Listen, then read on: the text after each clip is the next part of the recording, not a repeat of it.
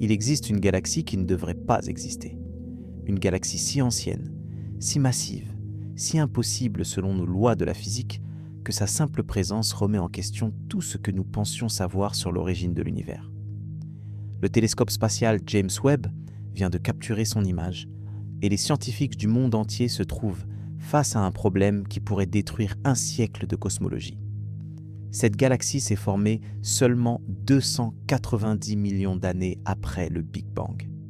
Pour mettre cela en perspective, c'est comme si nous découvrions qu'un nouveau-né de 3 jours possédait déjà la maturité intellectuelle d'un adulte de 40 ans. C'est tout simplement impossible. Et pourtant, elle est là. Ce soir, tu vas découvrir 3 mystères qui défient notre compréhension de la réalité. Premièrement, pourquoi cette galaxie ancienne possède-t-elle des centaines de millions d'étoiles alors que l'univers n'avait même pas eu le temps de former les ingrédients nécessaires à leur naissance? Deuxièmement, comment des structures aussi complexes ont-elles pu émerger dans un cosmos qui était censé être encore un océan uniforme de gaz primordial? Et troisièmement, qu'est-ce que cela signifie pour notre place dans un univers qui, apparemment, ne suit pas ses propres règles? Je te promets quelque chose. Avant la fin de ce voyage, tu vas découvrir une vérité si déconcertante sur la nature du temps, de l'espace et de la matière qu'elle va modifier ta perception de tout ce qui t'entoure. Tu vas comprendre pourquoi les astrophysiciens les plus brillants de notre époque admettent, pour la première fois en des décennies, qu'ils ne savent pas, qu'ils ne comprennent pas, qu'ils doivent tout reconsidérer. Si les mystères du cosmos te fascinent, si tu veux comprendre les découvertes qui redéfinissent notre existence, abonne-toi maintenant. Parce que le voyage que nous commençons ce soir va nous emmener plus loin dans le temps et l'espace que l'humanité n'a jamais voyagé. Le voyage commence maintenant. Pendant des décennies, nous avions une histoire rassurante sur les débuts de l'univers. Une histoire propre, ordonnée, mathématiquement élégante. Selon cette histoire, l'univers est né il y a 13 milliards 800 millions d'années dans une explosion de pure énergie que nous appelons le Big Bang. Pendant les premières centaines de millions d'années, cet univers naissant était un endroit relativement simple. De l'hydrogène principalement, un peu d'hélium, des nuages de gaz flottant dans l'obscurité, se condensant lentement sous l'effet de la gravité. Les premières étoiles, nous disait-on, sont apparues environ 100 à 200 millions d'années après le Big Bang. Des étoiles massives, brillantes, qui ont vécu rapidement et sont mortes dans des explosions spectaculaires, dispersant dans l'espace les premiers éléments lourds, le carbone, l'oxygène, le fer. Les étoiles de deuxième génération se sont formées à partir de ce matériau enrichi. Puis, progressivement, au fil de centaines de millions d'années supplémentaires, ces étoiles ont commencé à se rassembler en petites proto-galaxies, des structures modestes, des collections désorganisées de quelques millions d'étoiles. Ces proto-galaxies ont alors fusionné, lentement, patiemment, construisant au fil du temps les galaxies majestueuses que nous observons aujourd'hui. La Voie lactée, notre propre galaxie, ne s'est pleinement formée qu'environ 10 milliards d'années après le Big Bang. Les galaxies géantes, ces cathédrales de lumière contenant des centaines de milliards d'étoiles, sont des structures matures, développées, qui ont nécessité presque toute l'histoire cosmique pour atteindre leur forme actuelle. C'était notre modèle, notre compréhension, notre vérité confortable. Le télescope spatial Hubble, lancé en 1990, a passé plus de 3 décennies à confirmer cette histoire. Il a observé des galaxies lointaines, jeunes, correspondant parfaitement à nos prédictions. Des structures petites, irrégulières, chaotiques, des galaxies en formation, des systèmes en cours d'assemblage. Chaque observation validait notre modèle cosmologique. Chaque image renforçait notre confiance. Nous pensions avoir compris le scénario fondamental de l'évolution cosmique. Puis, le James Webb est arrivé. Le 25 décembre 2021, depuis le port spatial de Kourou en Guyane française, une fusée Ariane 5 s'est élevée dans le ciel tropical, transportant l'instrument scientifique le plus sophistiqué jamais construit par l'humanité. Le télescope spatial, James Webb, du nom de l'ancien administrateur de la NASA qui a supervisé le programme Apollo, représentait 25 ans de développement, 10 milliards de dollars d'investissement et les espoirs de toute une génération d'astronomes. Contrairement au Hubble qui observe principalement dans la lumière visible, le James Webb a été conçu pour voir dans l'infrarouge. Cette capacité unique lui permet de percer les nuages de poussière cosmique et, plus important encore, de détecter la lumière des objets les plus lointains et les plus anciens de l'univers. Parce que l'expansion de l'univers étire la lumière des objets distants, décalant même les ultraviolets vers le rouge profond et l'infrarouge. Un phénomène que nous appelons le décalage vers le rouge ou redshift. Plus un objet est lointain, plus ce décalage est prononcé. Et plus ce décalage est prononcé, plus l'objet est ancien, car nous le voyons tel qu'il était dans un passé lointain, la lumière ayant voyagé pendant des milliards d'années avant d'atteindre nos instruments. Le James Webb a atteint sa destination finale, le point de Lagrange L2, situé à 1 500 000 km de la Terre, un mois après son lancement.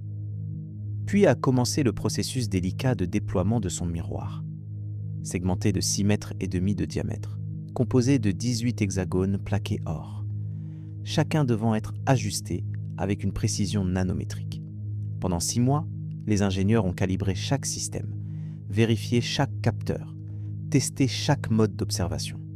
Enfin, en juillet 2022, le télescope a ouvert son œil doré sur l'univers.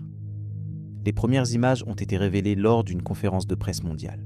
Des responsables politiques, des scientifiques, des journalistes du monde entier se sont connectés pour voir ce que le Webb avait découvert. On nous a montré des nébuleuses d'une beauté à couper le souffle, des détails inédits de galaxies lointaines, des atmosphères d'exoplanètes analysées avec une précision jamais atteinte. Mais derrière ces images spectaculaires destinées au grand public, quelque chose d'étrange commençait à se produire dans les bureaux des astronomes professionnels. Les données brutes du Webb, accessibles à la communauté scientifique mondiale, révélaient des objets qui n'auraient pas dû être là. Des galaxies trop massives, trop structurées, trop matures pour leur âge apparent. Au début, les chercheurs ont supposé qu'il s'agissait d'erreurs de mesure. Le télescope était nouveau, après tout. Peut-être que les algorithmes de calibration nécessitaient des ajustements. Peut-être que les estimations de distance étaient incorrectes. Mais les données continuaient d'arriver, et le problème ne faisait qu'empirer. L'équipe du JADES, le programme d'observation des premières sortes galaxies du Webb, a commencé à cataloguer systématiquement ces anomalies. JADES signifie James Webb Advanced Deep Extragalactic Survey, un effort collaboratif impliquant plus de 80 scientifiques de dizaines d'institutions à travers le monde. Leur mission était claire, utiliser le Webb pour cartographier l'univers primitif, identifiant les premières galaxies et caractérisant leurs propriétés. Ce qu'ils ont trouvé a défié leurs attentes les plus folles. Dans une petite région du ciel, pas plus grande que le diamètre apparent de la pleine Lune, le Webb a détecté des centaines de galaxies extrêmement lointaines. Certaines datant de 400 millions d'années après le Big Bang, puis 350 millions d'années, puis 300 millions d'années. Chaque nouvelle observation repoussait la limite, trouvant des galaxies de plus en plus anciennes. Puis est venue la découverte qui a tout changé. Dans les données collectées en février 2023, l'équipe a identifié un objet avec un décalage vers le rouge de 14,32. Pour les non-spécialistes, ce nombre peut sembler abstrait, mais pour un cosmologiste, il est révolutionnaire. Un décalage de 14,32 correspond à une distance temporelle d'environ 290 millions d'années après le Big Bang. 290 millions d'années. Dans un univers de 13 milliards 800 millions d'années, c'est à peine 2% de son âge total. Cette galaxie a été cataloguée comme JADES GSZ 14-0, un nom technique dénué de poésie pour un objet qui représente potentiellement la galaxie la plus ancienne jamais observée par l'humanité. Mais ce n'était pas simplement sa distance temporelle qui perturbait les astronomes, c'était sa nature. JADES-GS-Z 14-0 n'était pas une petite proto-galaxie primitive. Ce n'était pas un amas désordonné de quelques millions d'étoiles en formation. C'était une galaxie substantielle, brillante, contenant des centaines de millions de masses solaires en étoiles déjà formées. Son spectre lumineux indiquait la présence d'éléments lourds, des métaux forgés dans les cœurs d'étoiles précédentes qui avaient déjà vécu et explosé. Attendez, relisez cette dernière phrase. Des étoiles précédentes qui avaient déjà vécu et explosé. 290 millions d'années après le Big Bang. Pour qu'une galaxie comme JADES GS Z14-0 existe à cette époque, il aurait fallu qu'une séquence complexe d'événements se produise à une vitesse vertigineuse. Les premières étoiles auraient dû se former presque immédiatement après le Big Bang. Ces étoiles auraient dû vivre leur cycle complet, brûlant leur carburant nucléaire en quelques millions d'années seulement. Elles auraient dû exploser en supernova, dispersant des éléments lourds. Une deuxième génération d'étoiles, enrichies de ces éléments, aurait dû se former. Ces étoiles auraient dû se rassembler en une structure galactique cohérente. Tout cela en moins de 300 millions d'années. C'est comme observer un chêne centenaire dans une forêt qui n'a été planté qu'hier. Les premiers articles scientifiques décrivant JADES GSZ 14-0 ont été publiés avec des titres prudents, presque timides. Les astronomes sont formés à la prudence, à ne jamais faire de déclarations spectaculaires sans preuves écrasantes. Mais si vous lisez entre les lignes de ces publications, si vous écoutez ce que les scientifiques disent lors de conférences privées, lors de conversations dans les couloirs des observatoires, vous entendez quelque chose de rare dans le monde de la science professionnelle. Vous entendez de la perplexité, du doute, de l'excitation nerveuse. Quelque chose ne va pas. Quelque chose dans notre compréhension fondamentale de la formation des galaxies, de l'évolution stellaire, peut-être même de la nature du Big Bang lui-même, est incorrect. Et JADES-GS-Z, un 4-0, n'était que le début. D'autres équipes, utilisant les données du web, ont commencé à rapporter des découvertes similaires. Des galaxies massives à des décalages vers le rouge de 13, de 12, de 11. Chacune représentant une époque où, selon nos modèles, de telles structures ne devraient pas exister. Une galaxie nommée CEERS-93316 a été détectée avec un âge apparent de 250 millions d'années après le Big Bang, contenant une masse stellaire équivalente à plusieurs centaines de millions de fois celle de notre Soleil. Une autre, surnommée le Frankenstein cosmique par l'équipe qui l'a découverte, montrait des signes de fusion galactique active à une époque où les galaxies étaient censées être à peine en train de se former. Les forums scientifiques en ligne ont explosé d'activité. Des astrophysiciens partageaient des graphiques montrant la distribution des masses galactiques en fonction de l'âge de l'univers. Selon nos modèles préexistants, la courbe devrait augmenter progressivement. Au lieu de cela, les données du web montraient une courbe presque plate, avec des galaxies massives présentes dès les premières époques observables. Un physicien théoricien de l'université de Cambridge a publié un commentaire qui est rapidement devenu viral dans la communauté scientifique. Il écrivait « Soit nos modèles de formation stellaire sont fondamentalement brisés, soit nos modèles d'évolution galactique sont fondamentalement brisés, soit notre compréhension de l'expansion de l'univers est fondamentalement brisée. Il n'y a pas de quatrième option confortable. » Certains scientifiques plus audacieux ont commencé à suggérer quelque chose d'encore plus radical. Et si nos mesures de l'âge de l'univers lui-même étaient incorrectes? Et si le Big Bang n'avait pas eu lieu il y a 13 milliards 800 millions d'années, mais beaucoup plus tôt? Cela donnerait plus de temps pour que ces galaxies massives se forment. Mais cette solution créerait d'autres problèmes catastrophiques. Notre estimation de l'âge de l'univers est basée sur des dizaines de mesures indépendantes et convergentes. La vitesse d'expansion de l'univers, le rayonnement de fond cosmologique, les oscillations acoustiques baryoniques, la nucléosynthèse primordiale.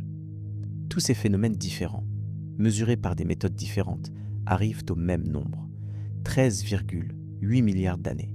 Pour que cet âge soit significativement différent, il faudrait que toutes ces mesures soient erronées. Pas légèrement incorrectes, fondamentalement, systématiquement erronées. C'est possible, mais c'est terrifiant. Parce que cela signifierait que notre compréhension de la physique fondamentale, la physique qui sous-tend tout depuis la formation des atomes jusqu'à l'expansion de l'espace-temps lui-même, contient une erreur profonde que nous n'avons pas encore identifiée. Mais la réalité est peut-être beaucoup plus sombre. Il existe une autre possibilité, une possibilité dont on parle rarement en public, mais qui circulent dans les conversations privées entre cosmologistes. Et si l'univers que nous observons n'est pas le premier? Et si le Big Bang que nous détectons n'était pas le véritable commencement, mais simplement la dernière d'une série de transitions que nous ne comprenons pas encore? Certains modèles théoriques suggèrent que l'univers pourrait passer par des cycles d'expansion et de contraction. D'autres proposent que notre univers pourrait être né de l'effondrement d'une dimension supérieure.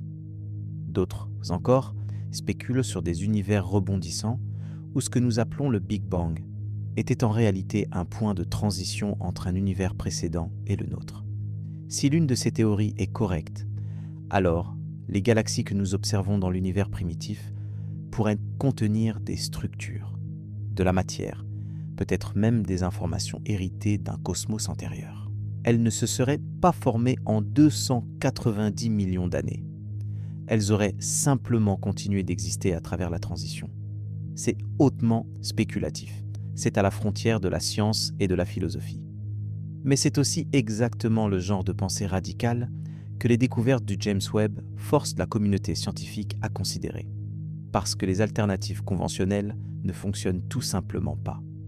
Les simulations informatiques les plus avancées de formation galactique, exécutées sur des superordinateurs pendant des semaines, ne peuvent pas reproduire ce que le Webb observe.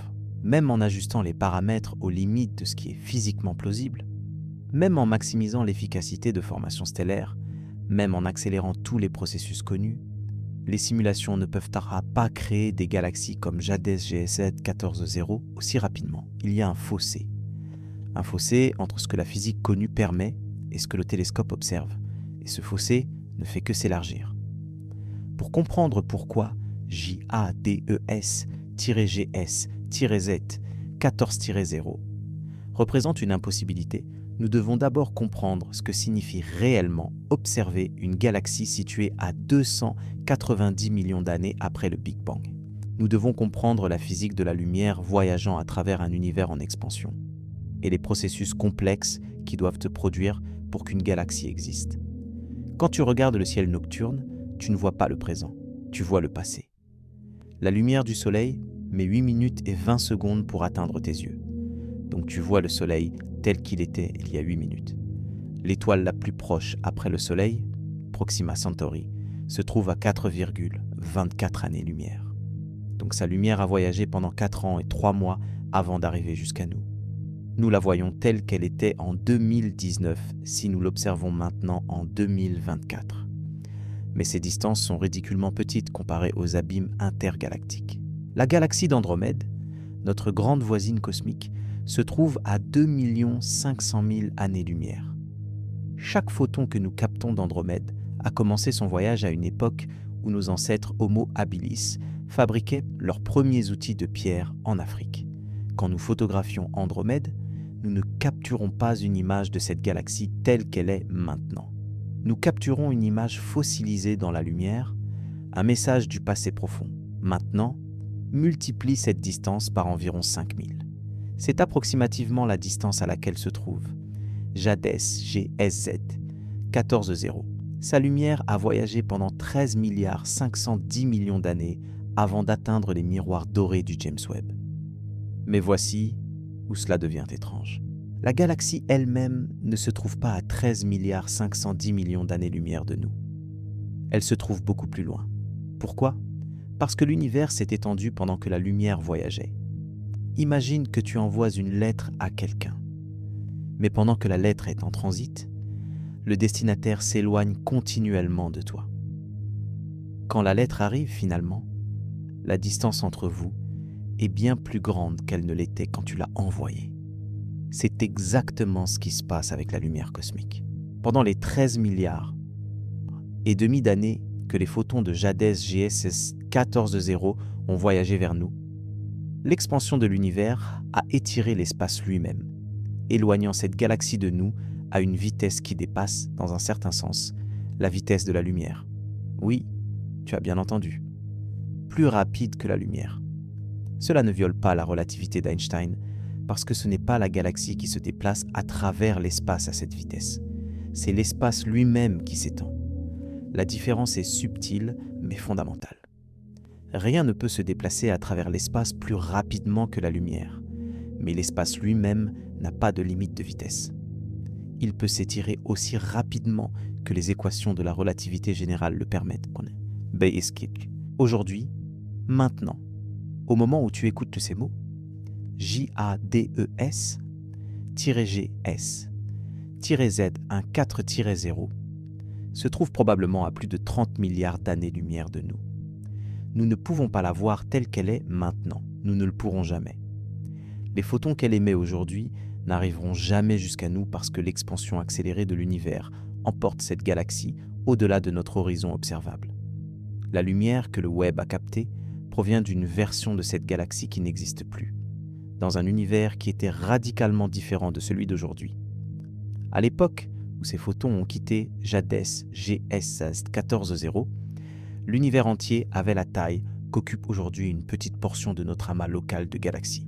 La température moyenne du cosmos était d'environ 50 degrés Kelvin, soit moins 223 degrés Celsius, par rapport aux 2,7 degrés Kelvin d'aujourd'hui. Le rayonnement de fond cosmologique, cette lueur rémanente du Big Bang que nous détectons maintenant dans les micro-ondes, brillait alors dans l'infrarouge proche, baignant l'univers primitif dans une lumière fantomatique. Et c'est dans cet environnement, cet univers compact, chaud, étrange, que JADES GS Z14-0 existait déjà comme une galaxie mature.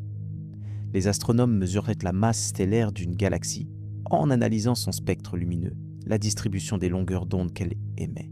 Différentes étoiles, de différentes températures et compositions chimiques, produisent des signatures spectrales distinctes.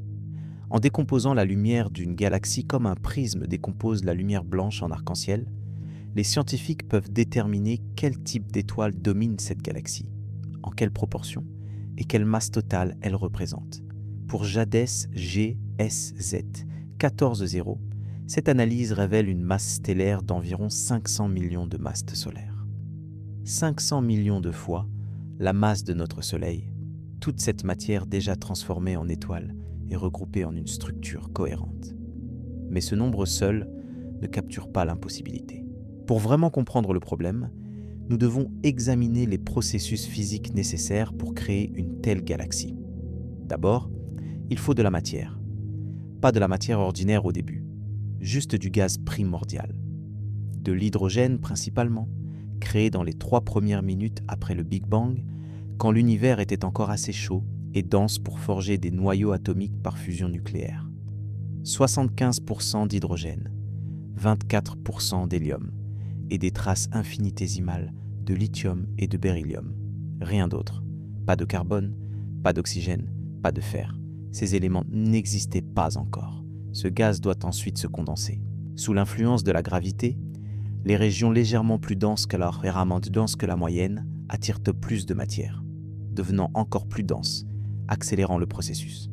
Mais il y a un problème. Le gaz chaud résiste à la compression. Sa pression thermique combat la gravité. Pour qu'un nuage de gaz s'effondre et forme des étoiles, il doit perdre de l'énergie, se refroidir. Dans l'univers moderne, les nuages de gaz refroidissent efficacement grâce aux éléments lourds qu'ils contiennent.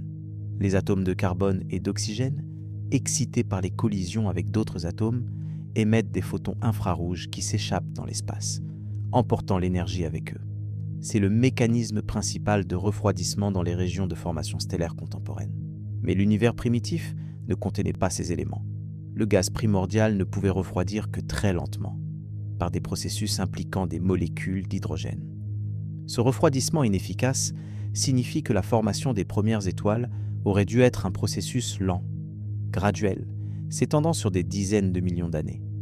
Pourtant, d'une manière ou d'une autre, ce processus s'est produit assez rapidement pour créer les premières étoiles probablement 100 à 150 millions d'années après le Big Bang. Appelons cela la population 3. Des étoiles massives, peut-être 100 fois la masse du Soleil, brillant avec une intensité féroce, des géants bleu-blanc qui transformaient l'hydrogène en hélium dans leur cœur surchauffé. Ces étoiles de population 3 avaient une vie brève. Plus une étoile est massive, plus elle brûle rapidement son carburant nucléaire. Une étoile de 100 masses solaires pourrait vivre seulement 2 à 3 millions d'années avant d'épuiser son hydrogène. Puis elle brûlerait l'hélium, créant du carbone et de l'oxygène. Puis elle fusionnerait le carbone, créant du néon et du magnésium. Puis l'oxygène, puis le silicium, chaque phase plus courte que la précédente, jusqu'à ce que le cœur soit rempli de fer. Et là, la fusion s'arrête. Le fer ne peut pas fusionner pour libérer de l'énergie. Le cœur de l'étoile n'a plus rien pour soutenir sa structure contre la gravité. En une fraction de seconde, il s'effondre, puis rebondit. L'onde de choc déchire l'étoile dans une supernova colossale, dispersant tous les éléments nouvellement forgés dans l'espace environnant. C'est ainsi que l'univers a été enrichi. Génération après génération d'étoiles, vivant et mourant, chacune ajoutant sa contribution chimique au cosmos. Maintenant, calculons combien de temps cela aurait dû prendre. Si les premières étoiles se sont formées à 100 millions d'années et ont vécu, disons, 3 millions d'années, elles auraient explosé à 103 millions d'années après le Big Bang. Les éléments lourds dispersés auraient ensuite dû se mélanger avec le gaz primordial environnant, ce qui prend du temps, probablement plusieurs millions d'années supplémentaires pour créer une distribution uniforme. Appelons cela 110 millions d'années. Ensuite, une deuxième génération d'étoiles, la population 2, aurait pu commencer à se former à partir de ce gaz enrichi. Ces étoiles seraient plus petites, peut-être 10 à 50 masses solaires, vivant plus longtemps, disons 10 à 21 millions d'années. Si elles commencent à se former à 110 millions d'années et vivent 20 millions d'années, nous sommes maintenant à 130 millions d'années. Pendant ce temps, ces étoiles doivent se rassembler en structures plus grandes. Pas des galaxies encore, mais des proto-amas, des concentrations gravitationnelles. Les simulations informatiques suggèrent que ce processus d'agrégation nécessite au minimum 50 à 100 millions d'années pour créer quelque chose qui ressemble à une petite galaxie. Nous sommes maintenant à 180 à 230 millions d'années après le Big Bang, et nous avons peut-être une proto-galaxie contenant quelques dizaines de millions de masses solaires, en étoiles. C'est la limite absolue de ce que les modèles actuels peuvent nous produire en accélérant tous les processus à leur maximum théorique. Mais JADES GS-Z14-0 existe déjà comme une structure mature à 290 millions d'années, avec 500 millions de masses solaires. L'écart temporel n'est que de 60 à 110 millions d'années, mais l'écart en masse est d'un facteur 10 à 20. Et la masse n'est pas linéaire. Former 5 fois plus d'étoiles ne prend pas 5 fois plus de temps. Cela prend beaucoup plus de temps parce que vous devez également accumuler 5 fois plus de gaz, ce qui nécessite des structures gravitationnelles plus profondes, qui prennent plus de temps à se former. C'est mathématiquement, physiquement problématique. Certains astronomes ont proposé que peut-être l'efficacité de formation stellaire dans l'univers primitif était bien plus élevée que nous le pensions. Peut-être que 50% ou même 70% du gaz disponible se transformait en étoiles, au lieu des 5 à 10% que nous observons dans l'univers moderne. Mais cette solution crée son propre problème. Une formation stellaire aussi efficace produirait une quantité énorme de radiation ultraviolette. Cette radiation ioniserait le gaz environnant, le chauffant à des dizaines de milliers de degrés. Le gaz chaud s'étendrait rapidement, s'échappant de la galaxie. Cela arrêterait net la formation stellaire. Vous ne pouvez pas avoir simultanément une formation stellaire très efficace et une croissance galactique continue. Les deux processus s'opposent. D'autres ont suggéré que peut-être les premières étoiles étaient en moyenne plus petites que nous le pensions, vivant plus longtemps, permettant une accumulation progressive de masse stellaire. Mais des étoiles plus petites brillent moins intensément. JADES GS-Z14-0 est extrêmement brillante pour sa distance, suggérant une population d'étoiles massives, jeunes, énergétiques. Il y a aussi la question de la matière noire. Nous savons que la matière ordinaire, celle qui compose les étoiles, les planètes et nos corps, ne représente qu'environ 15% de toute la matière de l'univers. Le reste est de la matière noire, une substance mystérieuse qui n'interagit pas avec la lumière, mais exerce une force gravitationnelle. Les galaxies se forment au fond des puits gravitationnels créés par des halos de matière noire. La matière ordinaire tombe dans ces puits, se concentre et éventuellement forme des étoiles. Selon nos modèles, ces halos de matière noire auraient dû croître progressivement dans l'univers primitif. par des fusions successives de structures plus petites. Un halo assez profond pour contenir une galaxie comme JADES GSZ 14-0 aurait nécessité des centaines de millions d'années pour se former, à moins que nos modèles de croissance de structures de matière noire soient incorrects, à moins que la matière noire se soit comportée différemment dans l'univers primitif, à moins qu'il y ait eu des mécanismes de concentration de matière noire que nous ne comprenons pas. Et puis, il y a les autres galaxies. JADES GSZ 14-0 n'est pas seule dans sa catégorie d'impossibilité. Une galaxie nommée GLASS Z13 a été détectée avec un décalage vers le rouge de 13,2, correspondant à environ 325 millions d'années après le Big Bang. Elle montre une masse stellaire similaire et, de manière intrigante, des signes d'une structure en disque, suggérant une rotation organisée. Comment une galaxie aussi jeune peut-elle déjà avoir formé un disque rotatif cohérent? La formation de disques galactiques nécessite que le gaz s'installe dans un plan orbital stable, un processus qui normalement prend des centaines de millions d'années de perturbations gravitationnelles et de perte d'énergie. Une autre galaxie, détectée par l'équipe CERS, montre un décalage vers le rouge de 16,7, ce qui, si confirmé, la placerait à environ 235 millions d'années après le Big Bang. Elle contient des signatures spectrales d'oxygène, un élément qui ne peut être créé que dans les cœurs d'étoiles massives déjà mortes. 235 millions d'années. Des étoiles déjà mortes. Des générations stellaires complétées. C'est comme découvrir un fossile de dinosaure dans une couche géologique qui date d'avant l'évolution des vertébrés. Les astronomes ont commencé à compiler des catalogues statistiques de ces galaxies primitives massives. Dans une étude publiée en 2023, une équipe internationale a identifié 6 galaxies candidates avec des masses stellaires dépassant 10 milliards de masses solaires, toutes existant moins de 700 millions d'années après le Big Bang. La probabilité de trouver même une seule telle galaxie, selon les modèles préexistants, était inférieure à 1%, 6 galaxies, dans une seule petite région du ciel. Si nous extrapolons ces résultats à l'univers observable entier, cela suggère qu'il pourrait exister des millions, peut-être des milliards de ces galaxies impossibles, cachées dans l'univers primitif, attendant simplement que nous les détections. Chacune est un défi pour la physique. Chacune est un mystère non résolu. Les astrophysiciens théoriciens travaillent fébrilement, modifiant leurs équations, ajustant leurs paramètres, cherchant des solutions. Peut-être que le taux de formation stellaire suivait une distribution statistique différente. Peut-être que les fusions galactiques étaient plus fréquentes et efficaces qu'anticipées. Peut-être que des flux de gaz froid, tombant directement dans les galaxies le long de filaments cosmiques, alimentaient une croissance explosive. Chacune de ces modifications aide légèrement, mais aucune ne résout complètement le problème. Il y a une sensation croissante dans la communauté que nous ne modifions pas simplement des détails, que le problème est plus profond, que quelque chose de fondamental manque dans notre compréhension. Un cosmologiste de l'université de Tel Aviv a proposé une idée radicale.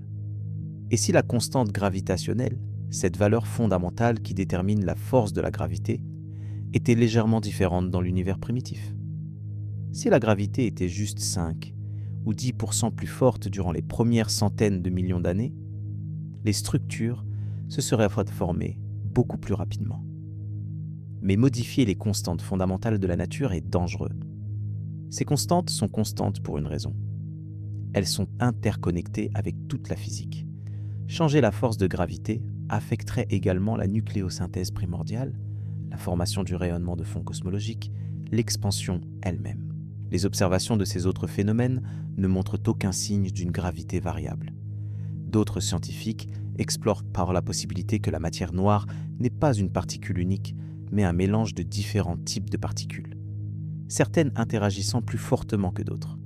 Une fraction de matière noire interagissante pourrait se refroidir et se concentrer plus efficacement que la matière noire ordinaire, créant des puits gravitationnels plus profonds, plus rapidement. C'est une idée élégante.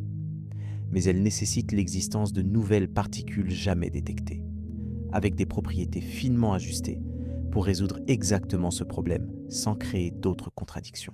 Et puis il y a les voies, encore minoritaire mais de plus en plus audible, qui suggère comme que peut-être, notre modèle cosmologique standard lui-même est incomplet.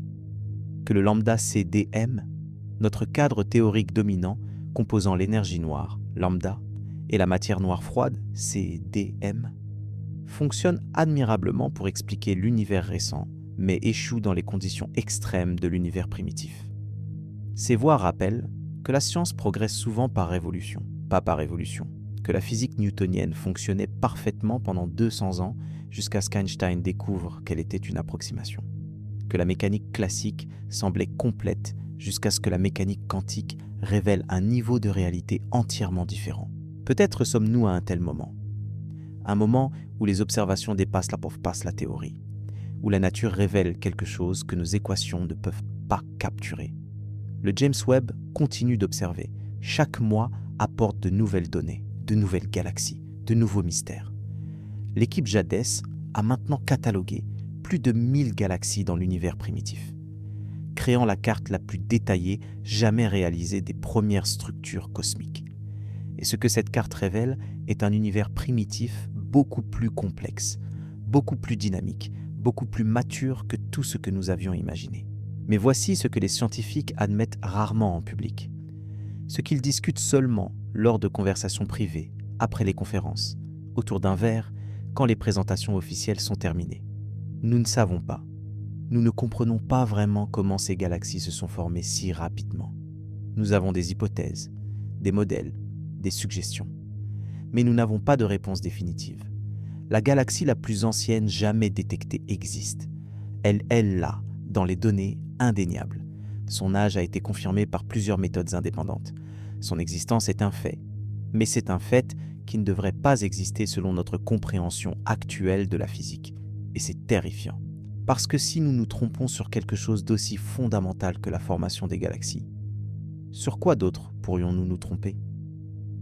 Le 23 août 2023, lors d'une conférence à l'Observatoire européen austral au Chili, une astronome de l'Université de Copenhague a présenté des données qui ont glacé l'assistance.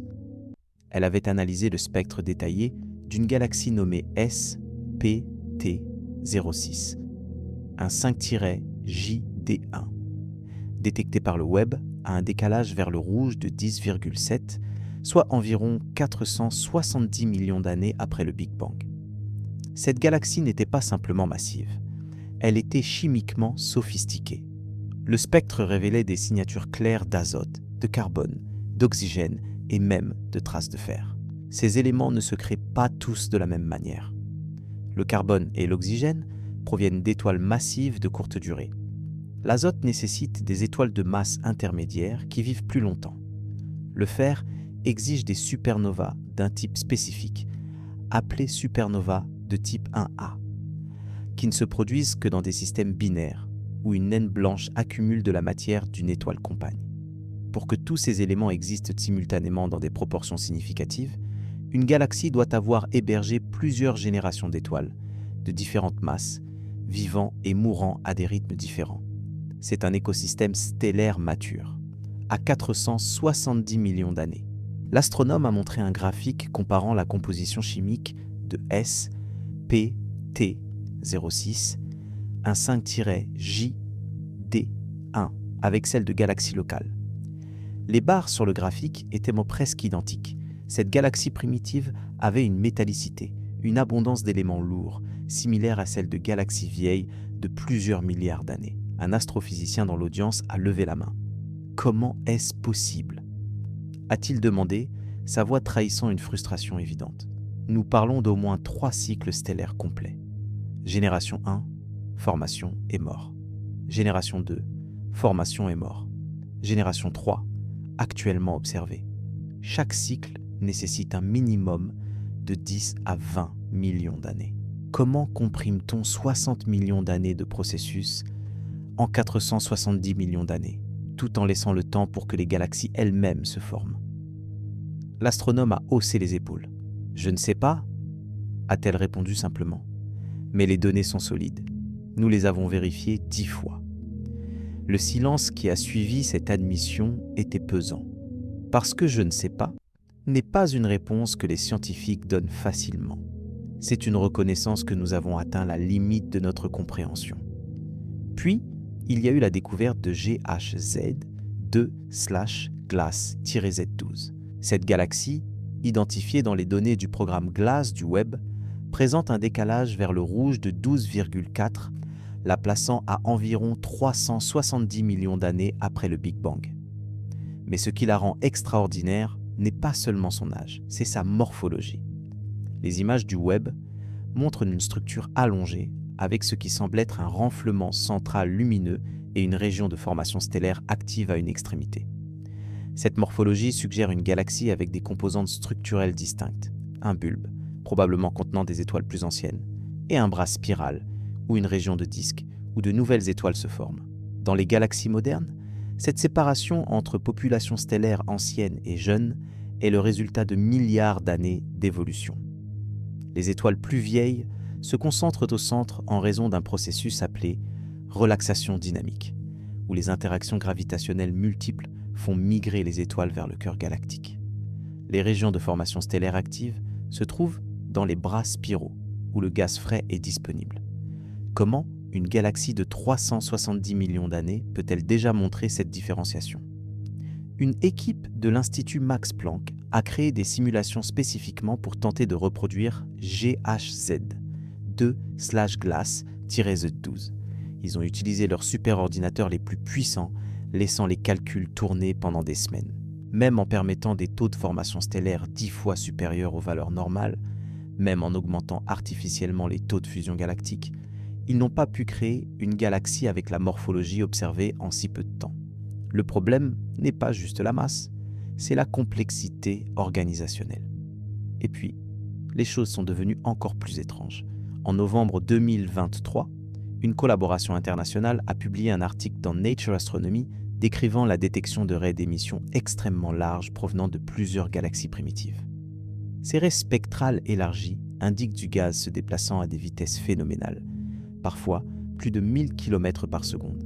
Des vitesses aussi extrêmes ne peuvent être produites que par des phénomènes énergétiques violents, soit des vents stellaires massifs éjectés par des millions d'étoiles supergéantes simultanément, soit des explosions de supernovas multiples créant des ondes de choc qui balaient le gaz galactique, soit, et c'est la possibilité la plus troublante, l'activité d'un trou noir supermassif au centre de la galaxie.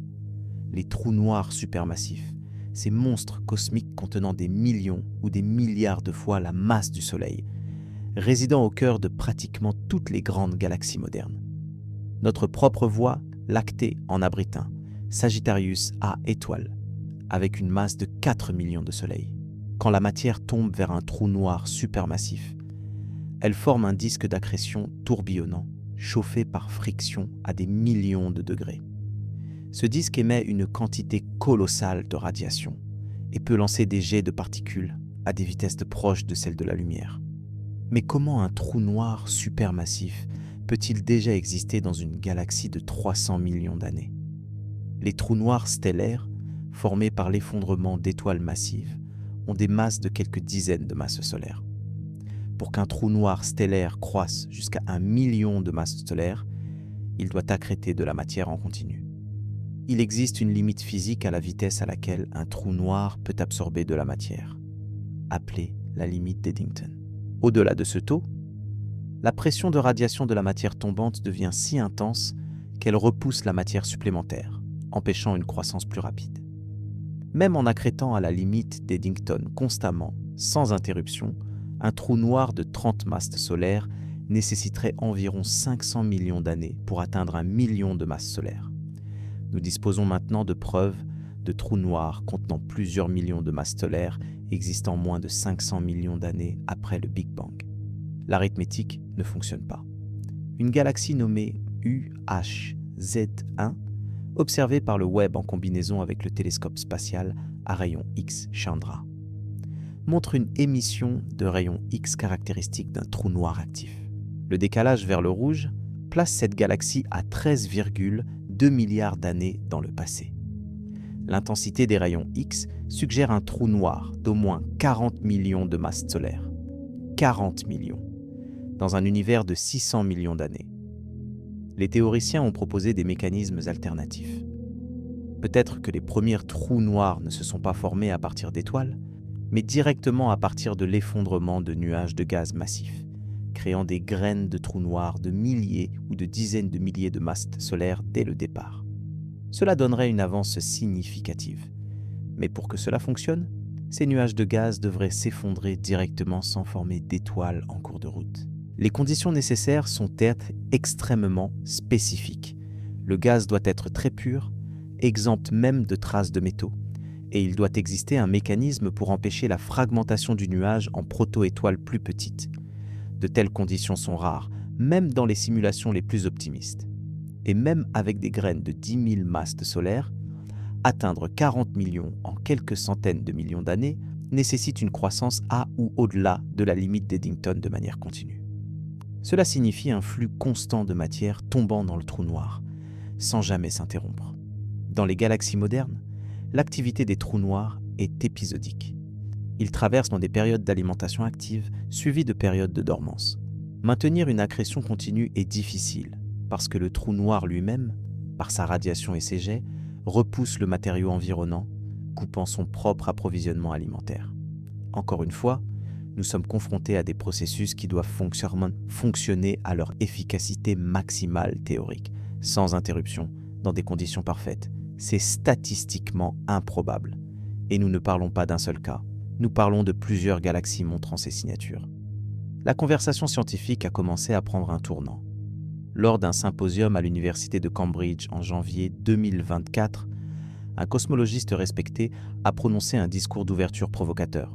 Il a proposé que peut-être, juste peut-être, nous devions abandonner l'idée que l'univers primitif était un endroit simple et calme. Nous avons supposé, a-t-il dit, que l'univers jeune était comme un enfant en bas âge. Simple, non développé, évoluant lentement. Mais et si c'était faux? Et si l'univers primitif était violent, chaotique, extrêmement énergétique d'une manière que nous n'avons jamais imaginée? Il a présenté un scénario alternatif. Dans les 200 premiers millions d'années après le Big Bang, l'univers était beaucoup plus dense qu'aujourd'hui. Les galaxies naissantes étaient beaucoup plus proches les unes des autres. Cela signifie que les collisions galactiques auraient été non pas rares, mais fréquentes, peut-être même constantes. Quand deux galaxies riches en gaz entrent en collision, l'onde de choc comprime le gaz, déclenchant des explosions massives de formation stellaire. Ces événements, appelés starbursts, peuvent transformer 10% de tout le gaz d'une galaxie en étoile en quelques millions d'années seulement. C'est plus de 100 fois le taux normal. Si l'univers primitif était une arène de collision galactique constante, cela pourrait expliquer les taux de formation stellaire extrêmes nécessaires pour créer des galaxies massives si rapidement. Mais cela créerait également un environnement d'une violence inimaginable. Imagine des galaxies entières se percutant à des millions de kilomètres par heure.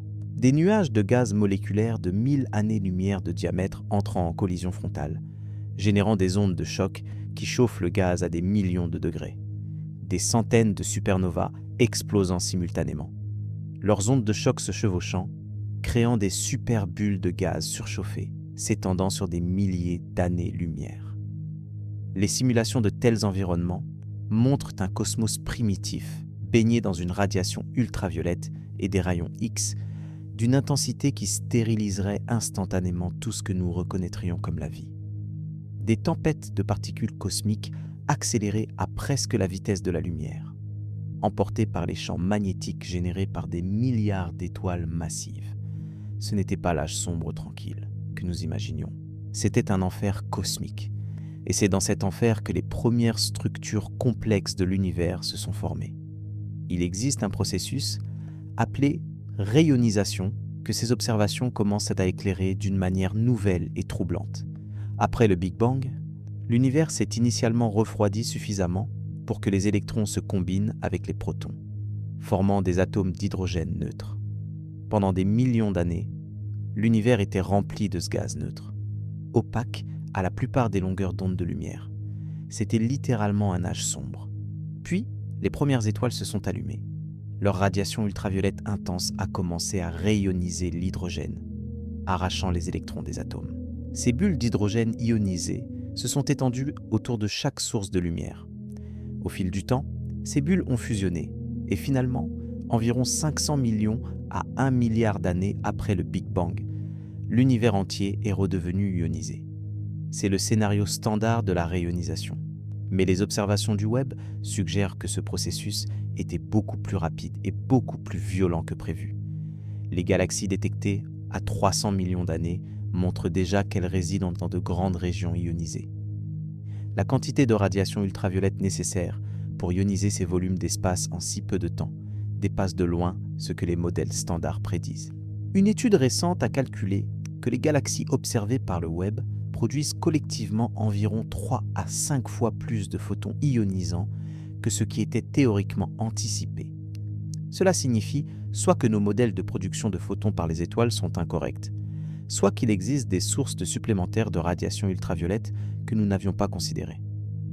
Les trous noirs supermassifs actifs pourraient être ces sources. Un quasar, un trou noir supermassif en alimentation active, peut briller avec la luminosité de 1000 milliards de soleils, émettant principalement dans l'ultraviolet et les rayons X. Un seul quasar peut ioniser une région de plusieurs dizaines de millions d'années-lumière de diamètre. Si l'univers primitif contenait beaucoup plus de quasars que nous le pensions, cela pourrait résoudre le problème de la réionisation. Mais cela nous ramène au problème des trous noirs. D'où viennent tous ces trous noirs supermassifs ? Un cycle s'établit. Pour expliquer les galaxies massives, nous avons besoin de formations stellaires extrêmes. La formation stellaire extrême produit des trous noirs. Ces trous noirs contribuent à la réionisation. Mais ils nécessitent aussi des galaxies déjà formées pour les héberger. Qu'est-ce qui vient en premier ? C'est une sorte de paradoxe cosmologique de l'œuf et la poule. Certains chercheurs explorent maintenant des modèles où les galaxies et les trous noirs supermassifs coévoluent dès le tout début, chacun influençant la croissance de l'autre dans une danse cosmique étroitement couplée. Le trou noir accumule de la matière, produisant de la radiation qui régule la formation stellaire dans la galaxie hôte. La galaxie forme des étoiles, dont certaines meurent et ajoutent de la matière au trou noir central. C'est élégant en théorie, mais les détails mathématiques pour que cela fonctionne dans les contraintes temporelles de l'univers primitif sont extrêmement délicats. Il y a une autre implication qui commence à émerger de ces observations. Une implication qui touche à quelque chose de plus fondamental. Les fluctuations quantiques dans l'univers extrêmement primitif, amplifiées par l'inflation cosmique, ont créé de minuscules variations de densité. Ces variations sont visibles dans le rayonnement de fond cosmologique comme de légères différences de température, de l'ordre de quelques dizaines de millionièmes de degrés. Ces fluctuations primordiales sont la graine de toute structure dans l'univers. Les régions légèrement plus denses ont attiré plus de matière, devenant les premiers halos de matière noire, qui sont devenus les sites de formation des premières galaxies. Nos modèles de ces fluctuations primordiales sont basés sur des observations très précises du rayonnement de fond cosmologique effectué par le satellite Planck. Ces observations nous disent donc quelle était l'amplitude des fluctuations et comment elles étaient distribuées à différentes échelles. Les galaxies que le Webb observe semblent nécessiter des fluctuations de densité plus grandes que ce que Planck a mesuré. Pas énormément plus grandes, mais significativement, environ 20 à 30% plus grandes. Si cette divergence se confirme avec davantage de données, elle suggère soit que notre interprétation du rayonnement de fond cosmologique est erronée, soit que quelque chose a amplifié les fluctuations de densité après l'époque mesurée par Planck, mais avant la formation des galaxies. Qu'est-ce qui pourrait amplifier les fluctuations de densité ? Des champs d'énergie exotiques dont nous ne connaissons pas l'existence, des interactions de la matière noire que nous n'avons pas détectées, des processus liés à l'inflation elle-même, qui ne sont pas capturés dans nos modèles actuels. Ou, et c'est l'alternative vraiment dérangeante, nos suppositions fondamentales sur l'homogénéité de l'univers primitif sont incorrectes. Peut-être que l'univers n'était pas aussi uniforme que nous le pensions. Peut-être qu'il existait des régions de densité anormalement élevées, des surdensités qui ont évolué différemment du reste du cosmos. Si c'est le cas, alors les galaxies que nous observons pourraient être des aberrations statistiques, des cas extrêmes formés dans ces régions spéciales. Cela signifierait que l'univers primitif était beaucoup plus hétérogène, beaucoup moins prévisible que nos équations élégantes ne le suggèrent. Le cosmos n'était pas une symphonie harmonieuse évoluant selon des lois mathématiques simples. C'était un chaos, violent et imprévisible, où les règles que nous avons dérivées de l'univers moderne ne s'appliquaient pas encore pleinement. Il existe un type d'événement cosmique si violent, si énergétique, qu'il peut libérer en 10 secondes plus d'énergie que notre Soleil n'en produira durant toute sa vie de 10 milliards d'années. On les appelle les sursauts gamma, et le James Webb vient de détecter leur signature dans l'univers primitif. Leurs empreintes révèlent un cosmos jeune, déchiré par des explosions d'une puissance inconcevable, des détonations si cataclysmiques qu'elles ont littéralement sculpté la structure de l'espace-temps autour d'elles. Le 14 octobre 2023, les détecteurs de rayons gamma en orbite terrestre ont enregistré un sursaut d'une intensité jamais observée auparavant, catalogué comme GRB 231014A. Cet événement provenait d'une distance correspondant à un décalage vers le rouge de 8,2, soit environ 12 milliards d'années dans le passé. Mais ce qui a stupéfié les astronomes n'était pas la distance, c'était la puissance absolue de l'explosion. Les calculs montraient que ce sursaut avait libéré l'équivalent énergétique de la conversion totale d'environ 3 masses solaires complètes en pure radiation. 3 fois la masse de notre Soleil, transformée instantanément en énergie selon la formule d'Einstein, E égale mc au carré. Pour mettre cela en perspective, si tu prenais 3 étoiles comme notre Soleil et les convertissais intégralement en photons, sans aucune perte, tu obtiendrais approximativement l'énergie de ce sursaut. Et ce sursaut a été produit par une seule étoile mourante. Les sursauts gamma se produisent quand les étoiles les plus massives de l'univers, celles dépassant 30 ou 40 masses solaires, atteignent la fin de leur vie. Leur cœur de fer s'effondre en une fraction de seconde, créant soit une étoile à neutrons, soit un trou noir. Mais contrairement aux supernovas ordinaires, où l'explosion est relativement sphérique, dans ces étoiles en rotation rapide, l'effondrement génère 2 jets de matière ultra-relativiste, de la matière voyageant à 99,9% de la vitesse de la lumière. Ces jets percent l'étoile mourante comme des lances cosmiques, émergeant des pôles et s'étendant dans l'espace environnant. À l'intérieur de ces jets, les particules sont accélérées à des énergies si extrêmes qu'elles émettent des rayons gamma, la forme la plus énergétique de radiation électromagnétique.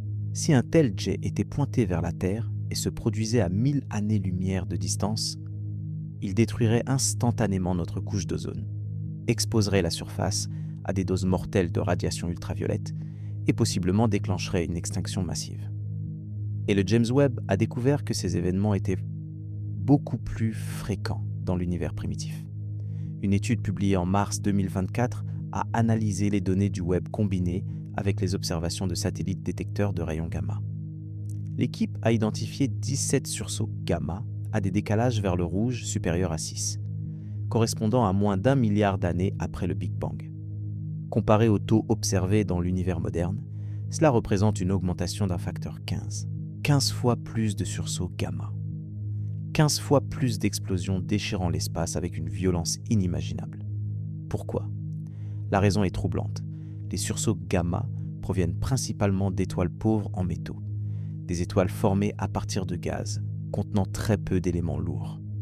La faible métallicité permet à ces étoiles de conserver leur masse et leur rotation rapide jusqu'à la fin, créant les conditions nécessaires pour générer les jets relativistes.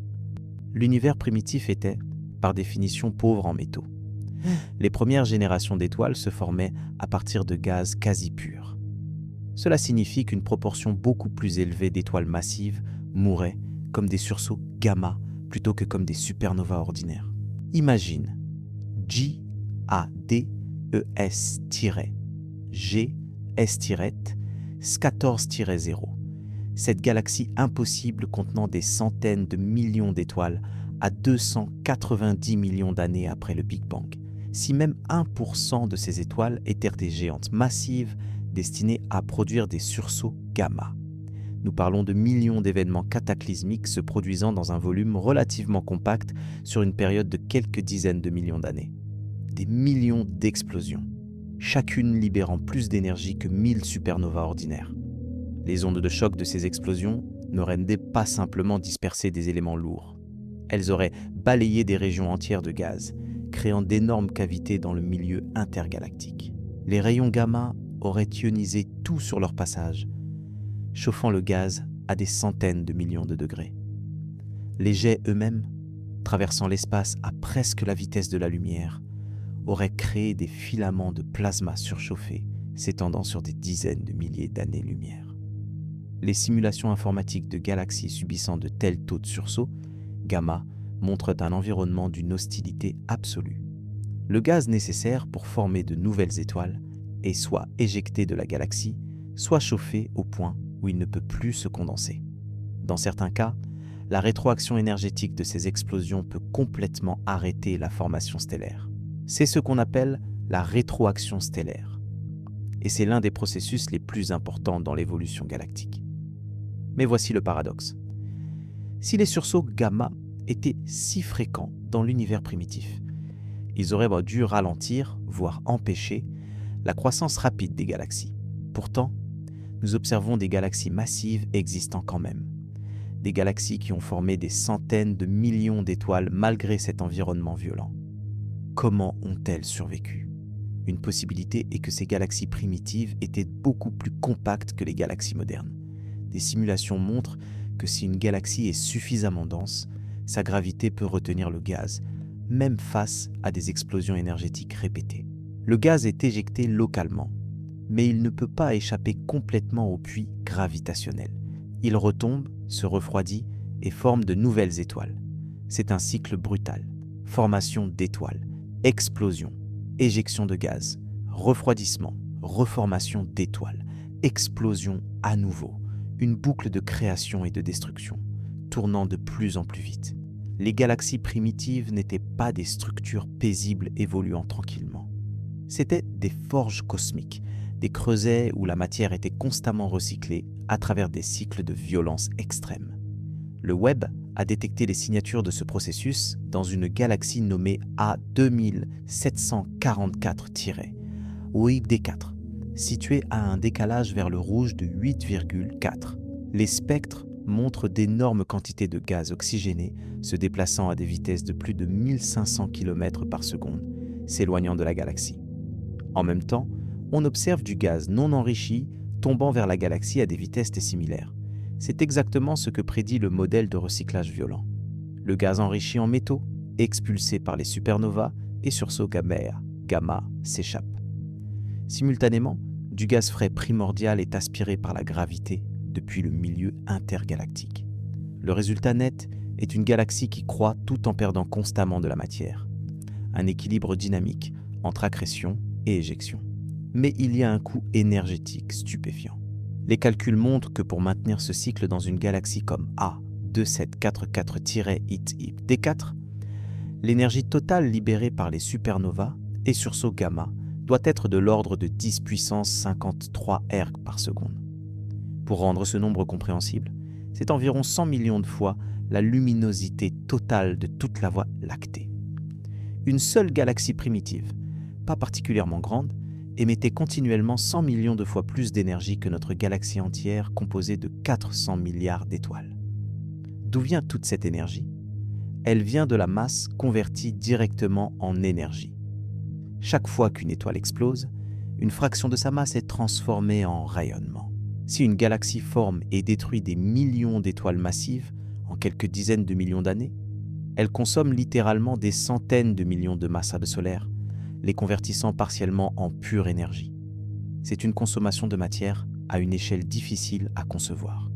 Et ce n'était pas seulement les étoiles qui créaient ce chaos énergétique. En janvier 2024, une équipe utilisant le Webb en coordination avec le réseau de radiotélescopes ALMA au Chili a détecté quelque chose d'extraordinaire dans une galaxie nommée Rebels 25. Cette galaxie, à un décalage vers le rouge de 7,7, montrait une émission radio intense caractéristique d'un jet de trou noir actif.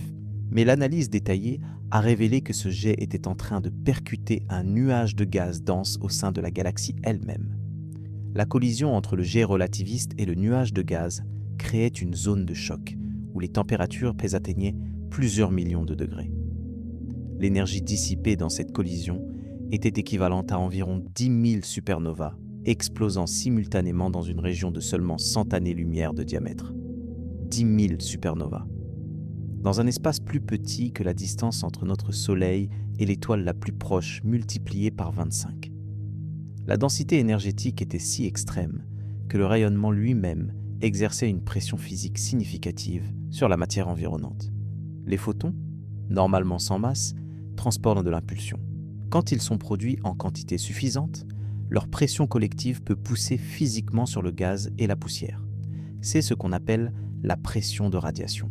Dans Rebels 25, la pression de radiation du jet était suffisante pour accélérer des nuages de gaz de plusieurs milliers de masses solaires jusqu'à des vitesses de 2000 km par seconde. Ces nuages, propulsés comme des obus cosmiques, traversaient la galaxie, percutant d'autres nuages, créant des ondes de choc secondaires. L'ensemble de la galaxie était un champ de bataille d'impact à haute vitesse, mais le plus troublant était ce que cela impliquait pour les régions de formation stellaire. Normalement, les étoiles se forment dans des nuages de gaz froids et denses. Mais si ces nuages sont constamment bombardés par des ondes de choc, chauffés par radiation, dispersés par des jets, comment de nouvelles étoiles peuvent-elles se former? La réponse, selon les observations, est que les étoiles se formaient quand même. Dans les données du web, on pouvait voir des régions compactes de formation stellaire actives au sein de Rebels 25, apparemment non perturbées par le chaos environnant. Ces régions devaient être incroyablement denses pour résister à la perturbation. Peut-être 1000 fois plus denses que les régions de formation stellaire dans la Voie lactée. Une densité aussi extrême signifie que les étoiles se formaient très rapidement, en quelques dizaines de milliers d'années au lieu de quelques millions. Et des étoiles se formant si rapidement à partir de gaz si denses seraient presque toutes massives, bien au-delà de la masse du Soleil, ce qui signifie qu'elles vivraient peu de temps et exploseraient violemment, ajoutant encore plus d'énergie au chaos. C'était un cycle auto-amplifiant de violence. Il existe un phénomène encore plus extrême que les sursauts gamma ordinaires. On les appelle les sursauts gamma ultra longs, des événements qui peuvent durer des heures au lieu de secondes. Le mécanisme exact qui les produit reste débattu, mais les modèles les plus plausibles suggèrent qu'ils proviennent de l'effondrement d'étoiles extrêmement massives, peut-être 200 ou 300 masses solaires, des monstres stellaires qui ne peuvent exister que dans des environnements très pauvres en métaux.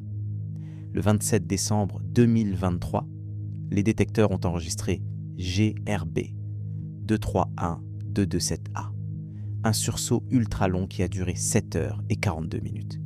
L'analyse spectroscopique de suivi par le web a placé la source à un décalage vers le rouge de 9,1, environ 540 millions d'années après le Big Bang. 7 heures et 42 minutes de radiation gamma continue. L'énergie totale était estimée à 10, puissance 54 erg, équivalent à la conversion complète de 15 masses solaires en radiation. Une seule étoile, mourant pendant presque 8 heures, rayonnant l'équivalent de 15 soleils annihilés. Si un tel événement se produisait dans notre galaxie, même à 20 000 années-lumière de distance, la radiation gamma serait suffisante pour ioniser l'atmosphère terrestre jusqu'à la stratosphère. Les effets seraient catastrophiques et permanents pour toute vie à la surface. Et ces événements se produisaient régulièrement dans l'univers primitif. Une étude statistique a estimé qu'au pic de l'activité de formation stellaire de l'univers primitif, entre 500 millions et 1 milliard d'années après le Big Bang, environ un sursaut gamma ultra long se produisait quelque part dans l'univers observable chaque jour terrestre. Un par jour, chacun libérant l'énergie de dizaines de soleils annihilés. Mais les étoiles n'étaient pas les seules sources de violence extrême. Les collisions entre galaxies, comme mentionné précédemment, étaient beaucoup plus fréquentes dans l'univers jeune et compact. Le web a maintenant imagé plusieurs de ces collisions en cours. Une paire de galaxies, désignées collectivement comme SPT0311-58, a été observée en pleine fusion à un décalage vers le rouge de 6,9. Les deux galaxies, chacune contenant environ 60 milliards de masses solaires, se percutaient à une vitesse relative de 500 km par seconde. 500 km par seconde, c'est 1 800 000 km par heure. À cette vitesse, les nuages de gaz moléculaires dans les deux galaxies ne se mélangent pas doucement. Ils entrent en collision frontale.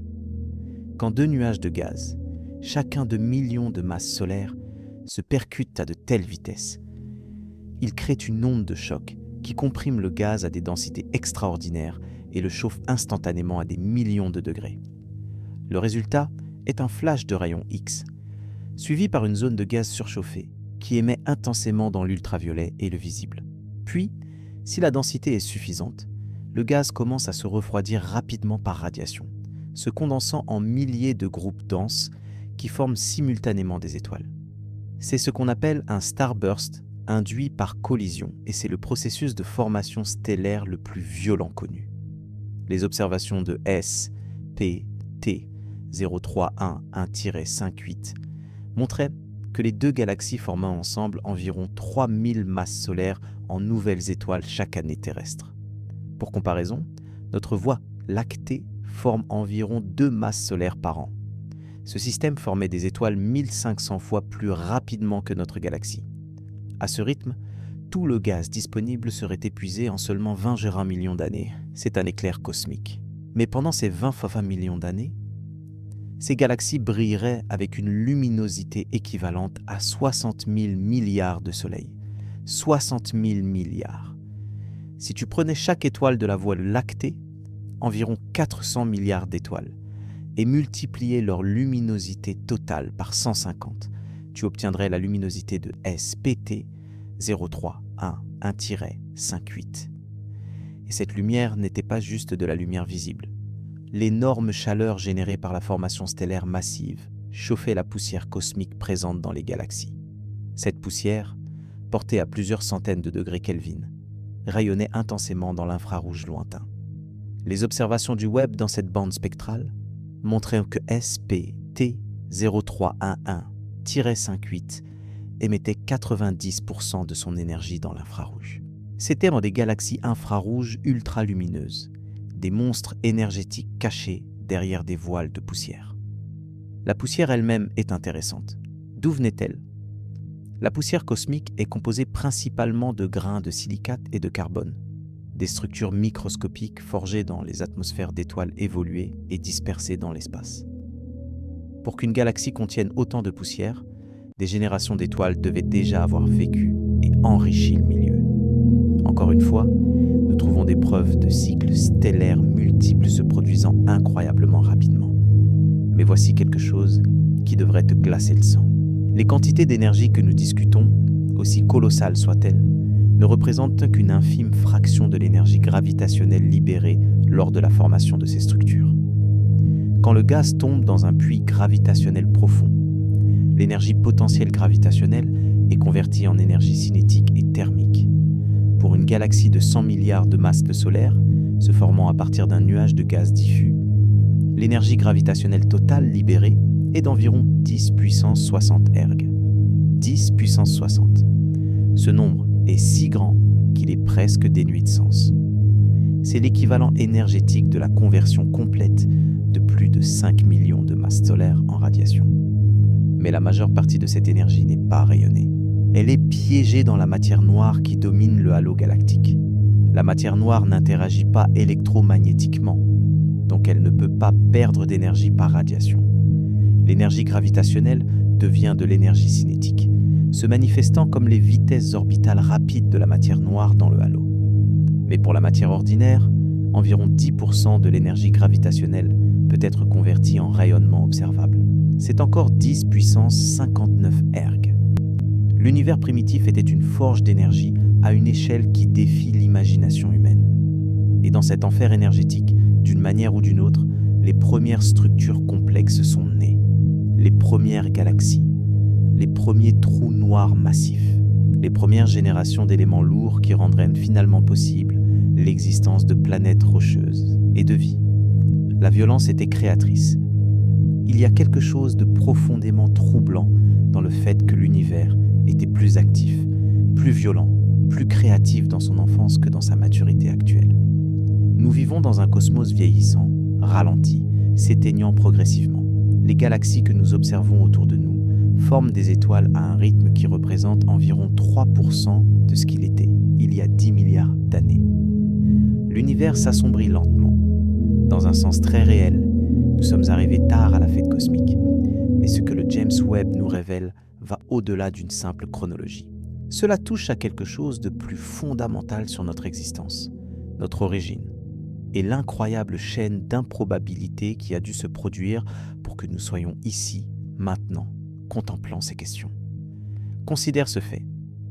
Les atomes qui composent ton corps ont été forgés dans les cœurs d'étoiles. Le carbone dans ton ADN, le calcium dans tes os, le fer dans ton sang, l'oxygène que tu respires. Chacun de ces éléments a nécessité qu'une étoile vive, meure et disperse son contenu dans l'espace. Puis, ce matériau enrichi a dû se condenser en une nouvelle génération d'étoiles et de planètes. La Terre elle-même est un produit d'au moins 2, probablement 3 générations stellaires antérieures. Ce processus prend du temps, beaucoup de temps. Les premières étoiles de l'univers ne contenaient pratiquement aucun élément lourd. Elles ne pouvaient pas former de planètes rocheuses. Elles ne pouvaient certainement pas héberger quelque chose qui ressemble à la vie telle que nous la connaissons. La vie biochimique nécessite de la complexité, et la complexité nécessite une diversité d'éléments. Hydrogène et hélium seuls ne suffisent pas. Donc, la vie a dû attendre. Elle a dû attendre que les premières étoiles vivent et meurent. Attendre que les supernovas et sursauts gamma dispersent des éléments lourds. Attendre qu'une deuxième génération d'étoiles se forme, vive et meure également. Attendre qu'un enrichissement chimique suffisant se produise pour permettre la formation de planètes avec des surfaces solides, des atmosphères stables, de l'eau liquide. Les scientifiques estiment que cet enrichissement minimal a probablement été atteint environ 2 à 3 milliards d'années après le Big Bang. Avant cette époque, l'univers était chimiquement trop simple pour la vie complexe. Mais voici le paradoxe que les observations du Webb amplifient. Si les galaxies primitives étaient aussi violentes que nous le découvrons maintenant, si elles étaient baignées dans la radiation de millions de sursauts gamma, bombardées par les ondes de choc de supernovas incessantes, déchirées par des collisions galactiques à haute vitesse, alors même si des planètes avaient pu se former, elles auraient été stérilisées presque instantanément. Un seul sursaut gamma pointé vers une planète à quelques milliers d'années-lumière de distance suffirait à détruire toute biosphère. Et ces événements se produisaient des milliers de fois par galaxie sur des périodes de quelques millions d'années.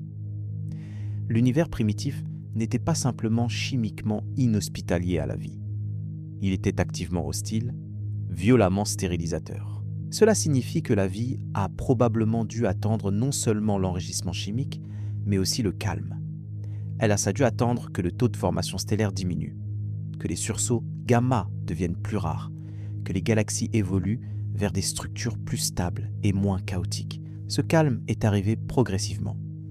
Quelque part entre 2 et 4 milliards d'années après le Big Bang, l'univers est entré dans une phase plus paisible. Les galaxies avaient épuisé une grande partie de leur gaz primordial. Les taux de formation stellaire ont chuté. Les explosions catastrophiques sont devenues des événements occasionnels plutôt que continus.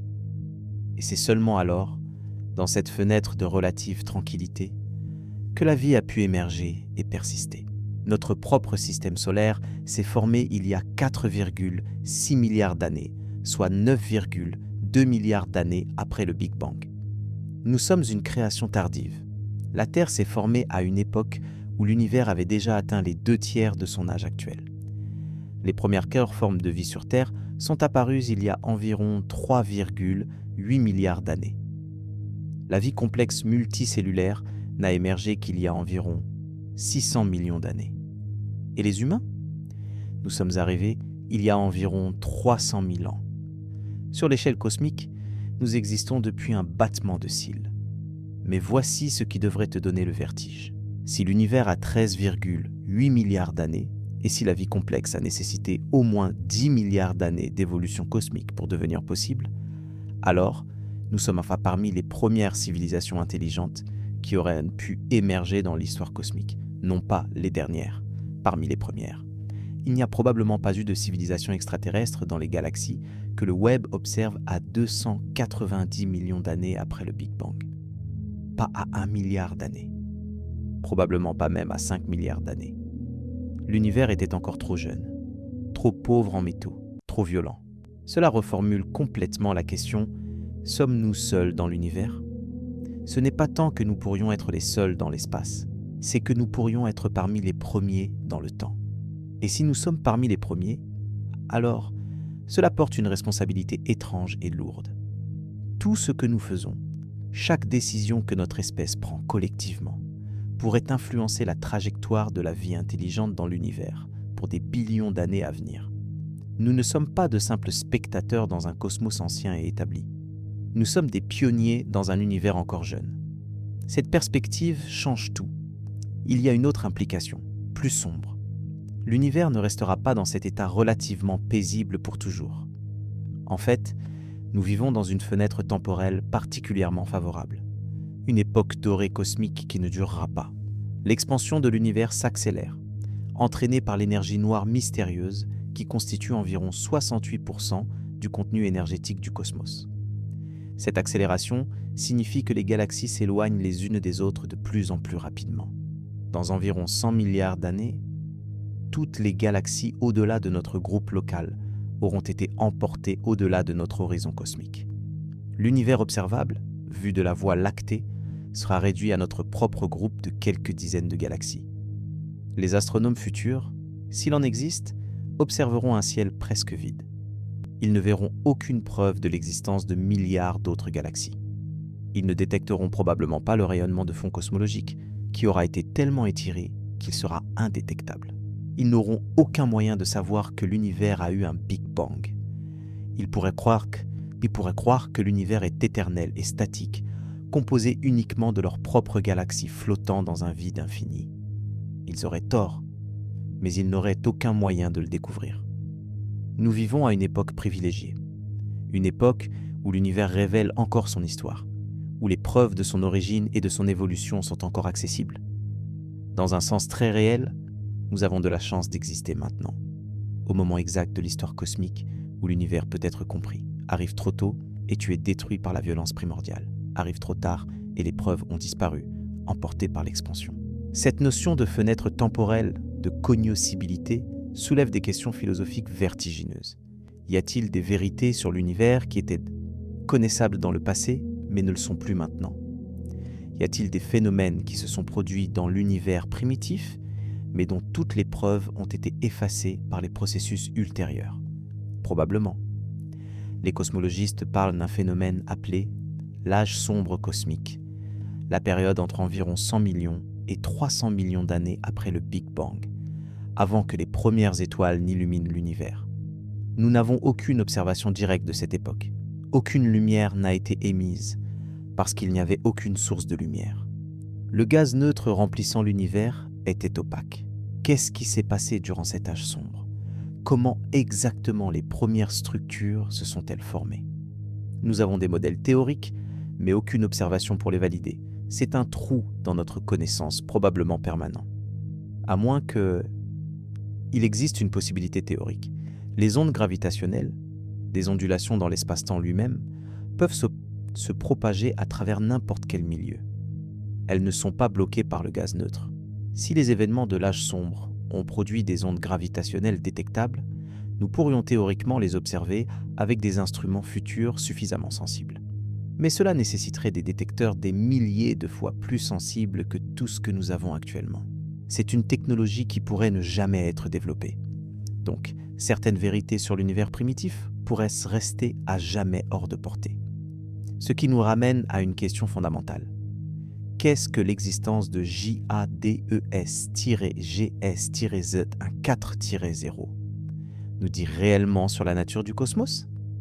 Elle nous dit que l'univers est plus étrange, plus complexe, plus imprévisible que nos théories élégantes ne le suggèrent. Elle nous dit que les équations que nous avons dérivées en observant l'univers proche, dans des conditions relativement calmes, peuvent ne pas capturer tous les phénomènes physiques qui deviennent importants dans les conditions extrêmes. C'est humiliant. Nous aimons penser que nous comprenons les lois fondamentales de la nature. Nous avons la relativité générale, qui décrit la gravité et la structure de l'espace-temps. Nous avons la mécanique quantique, qui décrit le comportement des particules et des champs. Nous avons le modèle standard de la physique des particules, qui catalogue toutes les particules fondamentales et leurs interactions. Ces théories fonctionnent extraordinairement bien dans les régimes où nous les avons testées. Mais l'univers primitif représente un régime de densité, de température et d'énergie que nous ne pouvons pas reproduire en laboratoire. C'est une physique expérimentale à l'échelle cosmique, et la nature nous montre des résultats que nous ne pouvons pas expliquer.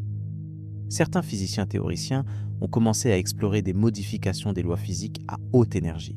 Peut-être que la gravité se comporte différemment aux énergies proches du Big Bang. Peut-être que les particules de matière noire interagissent de manière inattendue dans les plasmas denses de l'univers primitif. Peut-être qu'il existe des champs d'énergie que nous n'avons pas encore découverts. Chacune de ces possibilités est spéculative, mais la spéculation est nécessaire quand les observations dépassent la théorie. C'est ainsi que la science progresse. Il y a aussi une question plus profonde sur le temps lui-même. Nous percevons le temps comme s'écoulant de manière uniforme, seconde après seconde, du passé vers le futur. Mais la relativité générale nous enseigne que le temps est flexible, malléable, lié à l'espace dans un continuum quadridimensionnel. Près d'un trou noir massif, le temps ralentit par rapport à un observateur lointain. Dans l'univers primitif, quand toute la matière et l'énergie étaient compressées dans un volume minuscule, la structure même de l'espace-temps était radicalement différente de ce qu'elle est maintenant. Qu'est-ce que cela signifie pour notre compréhension de 290 millions d'années après le Big Bang? Nous utilisons notre temps cosmique actuel pour mesurer ces époques. Mais le temps lui-même s'écoulait-il de la même manière dans cet univers dense et chaud? Probablement pas. La relativité générale prédit que dans un univers en expansion rapide, le taux d'écoulement du temps dépend de la densité d'énergie locale. Les régions plus denses expérimentent le temps différemment des régions moins denses. À l'intérieur des premières galaxies en formation, où la densité était extrême, le temps aurait pu s'écouler à un rythme différent par rapport au vide intergalactique environnant. Cela pourrait-il résoudre partiellement le problème de la formation rapide des galaxies? Si le temps s'écoulait différemment dans les régions denses, alors ce que nous mesurons comme 290 millions d'années cosmiques pourrait représenter une durée vécue plus longue pour la matière à l'intérieur des galaxies en formation. C'est une idée fascinante, mais les calculs montrent que l'effet est trop petit pour résoudre le problème. Les différences de taux d'écoulement du temps dans l'univers primitif seraient de l'ordre de quelques pourcents au maximum, pas des facteurs de 10 ou 20 dans chaque nécessaire. Mais cela soulève quand même une question troublante. Notre perception linéaire du temps cosmique est-elle la bonne façon de penser l'évolution de l'univers primitif? Il y a aussi le problème de la causalité. Les structures que nous observons dans l'univers moderne sont toutes causalement connectées. L'information peut voyager entre elles à la vitesse de la lumière. Mais dans l'univers extrêmement primitif, immédiatement après le Big Bang, des régions de l'espace qui sont maintenant séparées par des milliards d'années-lumière étaient si proches qu'elles pouvaient s'influencer mutuellement. C'est ce qui résout le problème de l'horizon en cosmologie et motive la théorie de l'inflation. Une expansion extrêmement rapide dans les premières fractions de seconde après le Big Bang. L'inflation explique pourquoi l'univers observable est si uniforme. Des régions maintenant causalement déconnectées étaient autrefois en contact, mais l'inflation elle-même soulève des questions. Qu'est-ce qui l'a déclenchée? Qu'est-ce qui l'a arrêtée? Différentes régions de l'espace ont-elles connu des durées d'inflation différentes? Si oui, cela aurait créé des variations dans les propriétés de l'univers à grande échelle. Les galaxies impossiblement massives que le Webb détecte pourraient-elles être des vestiges de régions qui ont connu une inflation légèrement différente, créant des conditions initiales différentes pour la formation de structures? C'est hautement spéculatif. Mais c'est le genre de question radicale que les observations forcent maintenant les cosmologistes à considérer. Et puis, il y a le silence cosmique. Si l'univers est aussi vieux, aussi vaste, aussi rempli de galaxies que nous le savons, et si la vie est un phénomène naturel émergeant des lois de la chimie et de la physique, alors où sont toutes les civilisations? C'est le paradoxe de Fermi, nommé d'après le physicien Enrico Fermi qui l'a formulé. Notre galaxie contient environ 400 milliards d'étoiles. L'univers observable contient environ 2000 milliards de galaxies. Même si une fraction infime de ces étoiles héberge des planètes avec la vie, et une fraction encore plus infime développe une vie intelligente, les nombres purs suggèrent qu'il devrait y avoir des millions de civilisations technologiques, Alors, où sont-elles? Pourquoi ne détectons-nous aucun signal, aucune preuve de leur existence? Les découvertes du web ajoutent une couche supplémentaire à ce paradoxe. Si l'univers primitif était aussi violent que nous le découvrons, cela réduit davantage la fenêtre temporelle durant laquelle la vie aurait pu émerger. Cela signifie que toutes les civilisations dans l'univers sont probablement jeunes, cosmiquement parlant. Il n'y a probablement pas de civilisation de milliards d'années en avance sur nous. Mais même en limitant la fenêtre, le nombre de sites potentiels est si vaste que le silence reste troublant. Plusieurs explications ont été proposées. Peut-être que la vie est extrêmement rare. Peut-être que l'émergence de l'intelligence est encore plus rare. Peut-être que les civilisations technologiques s'autodétruisent rapidement. Peut-être qu'elles choisissent de ne pas communiquer. Peut-être qu'elles existent dans des formes si avancées que nous ne pouvons pas les reconnaître. Ou peut-être, et c'est l'option la plus solitaire, sommes-nous réellement les premiers? Les pionniers cosmiques dans un univers qui vient juste d'atteindre un état où l'intelligence peut émerger. Si c'est vrai, quelle responsabilité cela nous donne-t-il? L'univers continuera d'évoluer longtemps après notre disparition. Dans des trillions d'années, longtemps après que la dernière étoile ait brûlé, l'univers sera dominé par des trous noirs. Ces trous noirs s'évaporeront lentement par radiation de Hawking sur des échelles de temps de 10 puissance 100 années. Finalement, même les trous noirs disparaîtront, laissant un univers froid, sombre, composé uniquement de particules fondamentales dispersées dans un vide en expansion éternelle. C'est la fin thermique, la mort par entropie, le destin ultime du cosmos selon notre compréhension actuelle. Dans cette perspective, toute notre existence, toute l'histoire de la vie dans l'univers n'est qu'un bref scintillement de complexité dans une trajectoire cosmique qui va de la simplicité du Big Bang à la simplicité du vide final. Sommes-nous significatifs dans un tel univers? Ou sommes-nous simplement un accident statistique, une fluctuation improbable qui n'a aucune importance dans le grand schéma? La science ne peut pas répondre à cette question. C'est une question de philosophie, de valeur, de sens. Mais peut-être que la capacité même de poser cette question, de contempler notre propre insignificance cosmique et d'en être troublé, est elle-même significative. Nous sommes de la matière stellaire devenue consciente, des atomes forgés dans le chaos de l'univers primitif, organisés par les lois de la physique et de la chimie en configuration si complexe qu'elles peuvent réfléchir sur leur propre origine. JADES GSZ14. 0 n'est pas juste une galaxie lointaine, c'est un miroir temporel, nous montrant les conditions violentes et improbables qui ont finalement mené à notre existence. Chaque photon que le web capture de cette galaxie a voyagé pendant 13 milliards et demi d'années pour nous raconter une histoire. Une histoire de chaos créateur, de violence fertile, d'impossibilités devenues réalité. Et nous sommes là pour l'écouter. Il est minuit passé, et tu es allongé dans l'obscurité, contemplant des photons qui ont voyagé plus longtemps que la Terre n'a existé. Ces photons ont traversé un univers en transformation, témoins silencieux de 13 milliards d'années d'évolution cosmique, pour finalement se terminer leur voyage dans les miroirs dorés d'un télescope flottant à 1,5 million de kilomètres de ton monde. Et maintenant, traduits en données, en images, en spectres, ils racontent une histoire que personne n'attendait. Une histoire qui brise nos certitudes. Toutes les pièces que nous avons explorées cette nuit forment un puzzle déconcertant.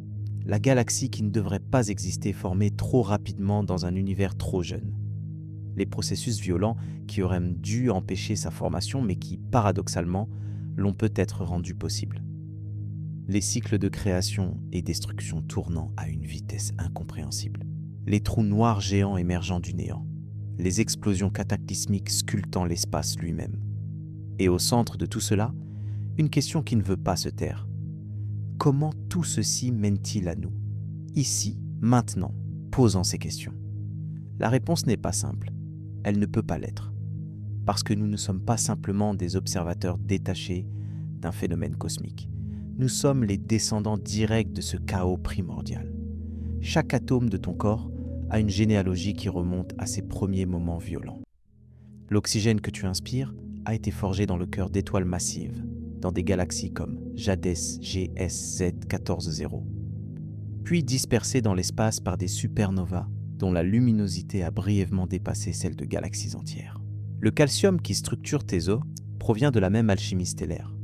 Le fer qui transporte l'oxygène dans ton sang a nécessité des conditions encore plus extrêmes. Peut-être les collisions d'étoiles à neutrons qui génèrent sur des ondes gravitationnelles assez puissantes pour faire vibrer la structure de l'espace-temps. Tu n'es pas fait de poussière d'étoiles comme le dit poétiquement Carl Sagan. Tu es fait de violences stellaires, de catastrophes géocosmiques, d'impossibilités réalisées. Tu es l'incarnation vivante de milliards d'années d'improbabilité. Et c'est précisément cette improbabilité qui rend la découverte du web si vertigineuse. Si les galaxies primitives ont formé des étoiles si rapidement, si les cycles d'enrichissement chimique se sont déroulés à une vitesse folle, alors le matériel nécessaire à la vie est devenu disponible plus tôt que nous le pensions. Mais simultanément, l'environnement était tellement hostile que la vie n'aurait jamais pu survivre dans ces conditions. C'est une contradiction temporelle. L'univers a créé les ingrédients de la vie dans un enfer qui aurait détruit toute vie. La résolution de cette contradiction est le temps lui-même. L'univers a dû vieillir, se calmer, se refroidir, se stabiliser. Les galaxies ont dû épuiser leur gaz primordial, réduisant les taux de formation stellaire. Les sursauts gamma ont dû devenir plus rares à mesure que les étoiles massives pauvres en métaux disparaissaient, remplacées par des populations stellaires plus riches en éléments lourds. Les collisions galactiques ont dû s'espacer à mesure que l'expansion cosmique éloignait les structures.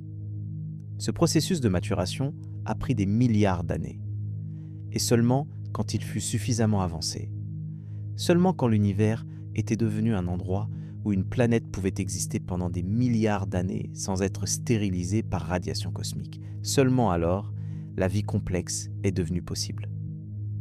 Nous sommes les bénéficiaires de cette longue maturation. Nous existons parce que l'univers a survécu à son adolescence violente et est entré dans une phase plus stable. Dans un sens très réel, nous ne pouvions pas exister dans l'univers que le web observe.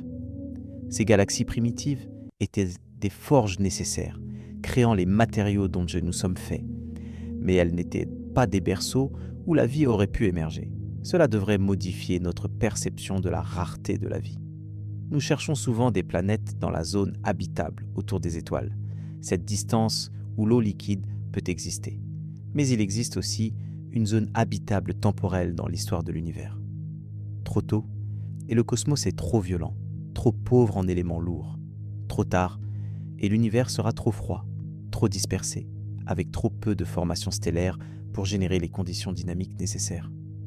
Nous vivons dans la zone habitable temporelle, pas au début, pas à la fin, mais dans cette fenêtre dorée où l'univers est assez vieux pour être chimiquement riche et stable, mais assez jeune pour être encore énergétiquement actif. Et dans cette fenêtre, nous avons développé non seulement la vie, mais la conscience, la capacité de nous demander pourquoi nous existons, la capacité de construire des télescopes capables de voir presque jusqu'aux limites de l'univers observable, la capacité d'être troublés par ce que nous découvrons. Cette capacité d'être troublé est importante, elle nous distingue.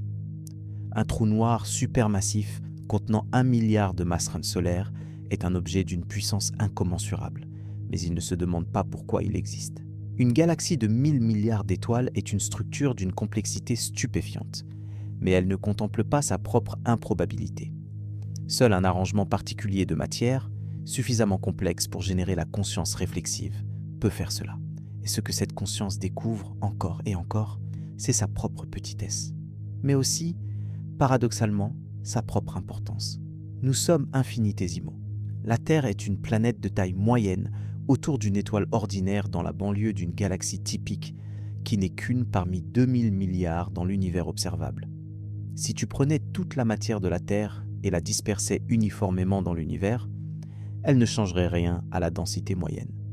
Notre planète entière est statistiquement insignifiante. Et pourtant, sur cette planète insignifiante, la matière s'est organisée en configuration capable de comprendre les lois qui gouvernent les galaxies.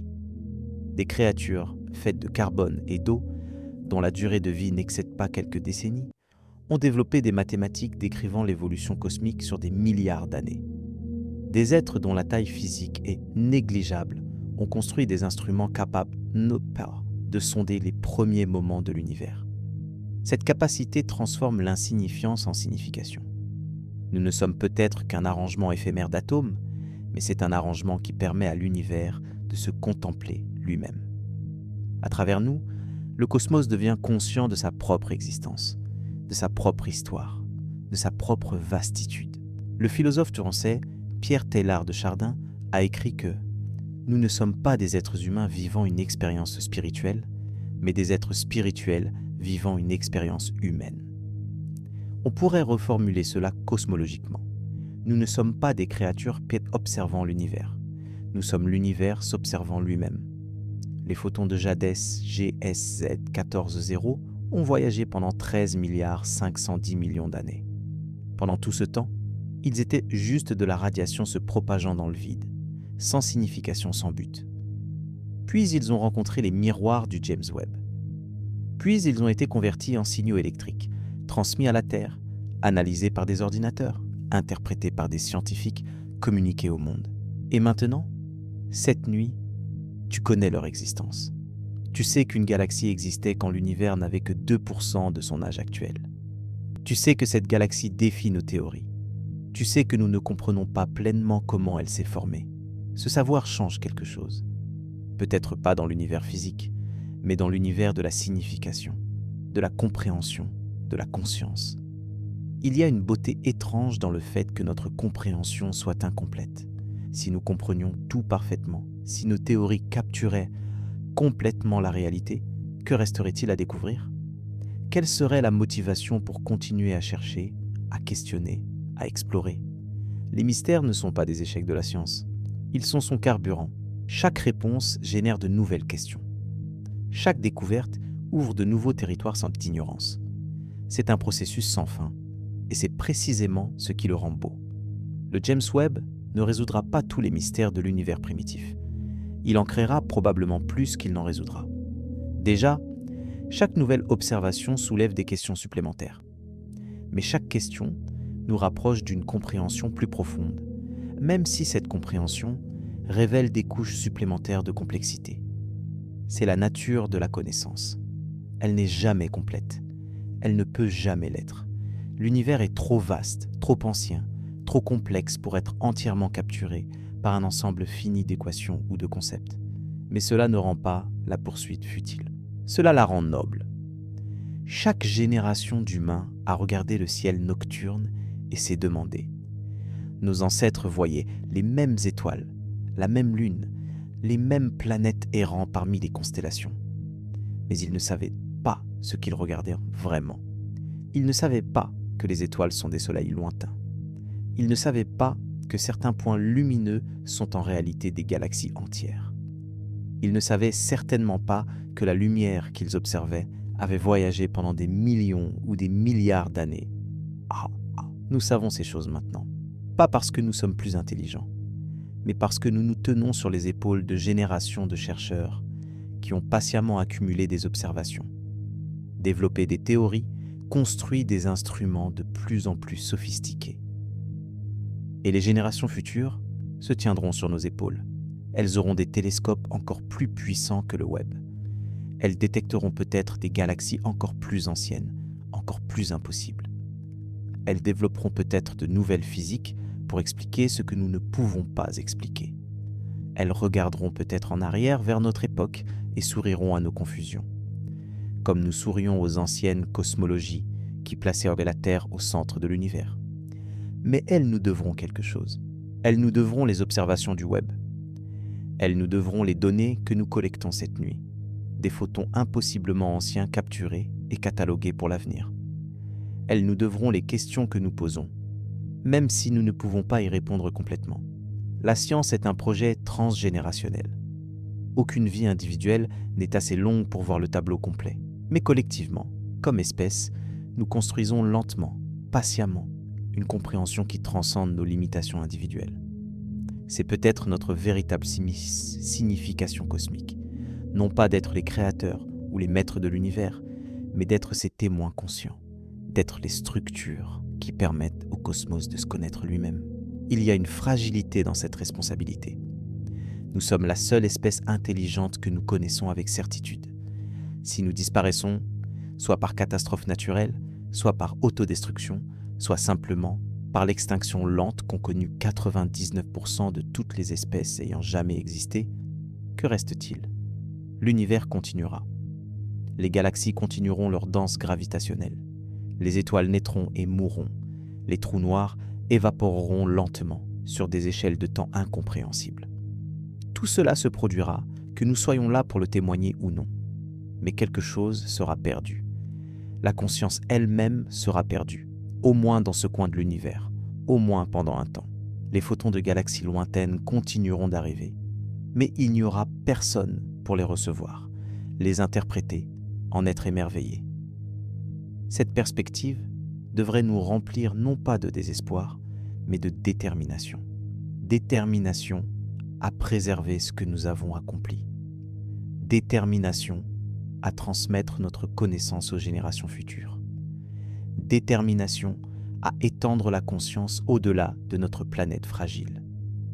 Pour que même si la Terre devait un jour devenir inhabitable, l'héritage de la vie et de la pensée persiste ailleurs. Nous avons déjà fait les premiers pas.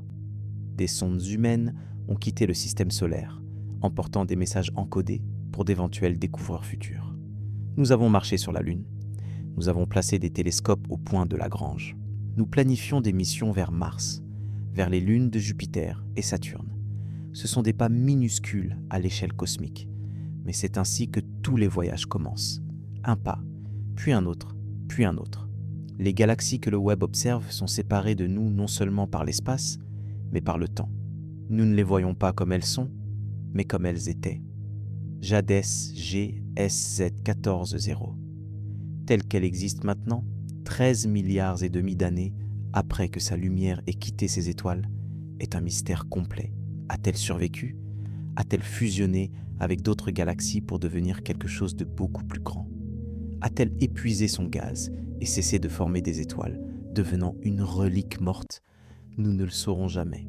La lumière qu'elle émet maintenant ne nous atteindra jamais parce que l'expansion accélérée de l'univers l'emporte au-delà de notre horizon cosmique. Il y a une tristesse cosmologique dans cette réalité.